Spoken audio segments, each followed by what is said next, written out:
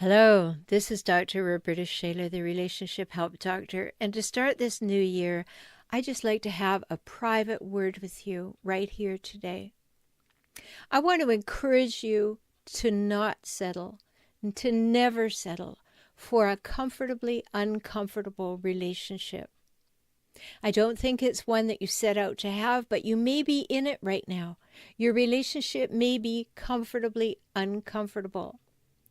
And I want you to encourage to go for the absolutely best relationship you can possibly have. Are you in? Is that what you want too? Great.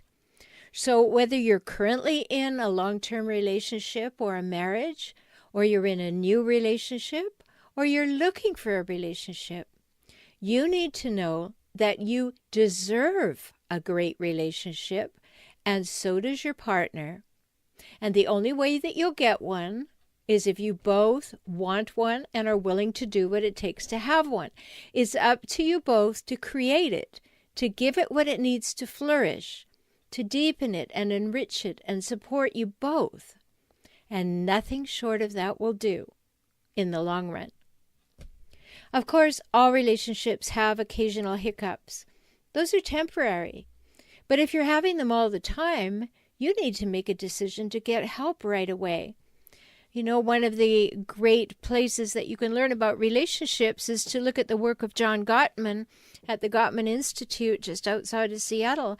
And he said that in his research, couples wait up to 6 years having the same problem before they get any help. Don't let that be you. That's just crazy. I mean, having the same arguments, the same issues, the same things that you say to each other, the same things you're afraid of saying to each other, the same things you're afraid of hearing from each other. No, get some help. Do not have another month of having a problem. And relationships require a lot. There's no autopilot in relationships. If you want to create one that warms your heart, one where you both feel safe and loved and trusted, because those are hallmarks of great relationships. So how's yours? These are the things you have to put in it to make it a great relationship. They need time, attention, willingness, openness, honesty, respect, reliability. If you're not putting in the right ingredients, you can't get the result you want. It's that simple. You can have the best memory of the best food you've ever eaten, and without the recipe for it, you cannot replace it. You can't make it. If you don't have the right ingredients, even though you have the recipe, you still won't get the thing that you're longing to experience again. And if you've never experienced a great relationship, then know for sure that there are things that you need to know about how to do that. And they do include time and attention and willingness and openness and honesty and respect and reliability and communication and conflict management too. Great relationships grow and evolve constantly. They're not where you ignore the problems. They're where you talk about them. Partners stay in touch with each other in every way. There are no huge communication gaps, nor any nasty long silent treatments.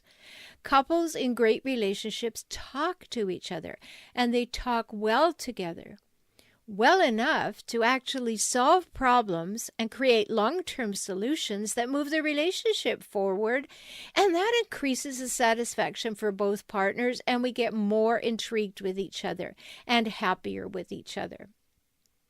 And just a word, your parents may have told you that compromise is a very important thing in a relationship, and it is, but it's only part of the equation. Something much more important than compromise is collaboration. In compromise, somebody always is losing something at some time. But when we collaborate to get the best for both people, then we're really on to something, and that requires conversation.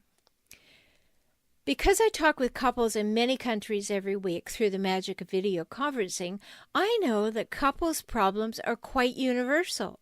Yes, there are cultural differences, but everybody in a couple is a human. And that's the thing that all these relationships have in common. And every single person in a relationship has thoughts and feelings and needs and wants. So once you learn to talk well together, to problem solve collaboratively, and spend enough time together to stay up to date with each other's growth and ideas and plans and thoughts and feelings and needs, you're well on your way. But who taught you to do all that? If you were very fortunate, you saw it modeled in the house you grew up in. But many people didn't see that, and that's unfortunate. That may have been because your parents didn't know how to do it any differently, because the model they saw from their parents didn't teach them how to do it any differently. Or maybe your parents were comfortably uncomfortable and they were stuck and unwilling to go and get some help and learn how to do things differently so they could be happy. It's really important to know that you can do a great deal about improving your own happiness in a relationship.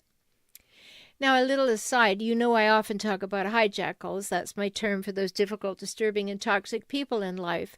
And if you were raised by one, you will have a very different approach to relationship.